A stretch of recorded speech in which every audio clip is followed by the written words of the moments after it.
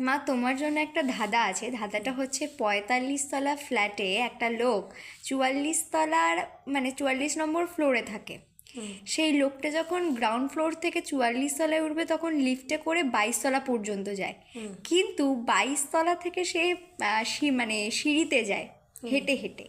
কিন্তু যখন নিচে নামে একেবারে 44 তলা থেকে গ্রাউন্ড ফ্লোরে লিফটেই নামে।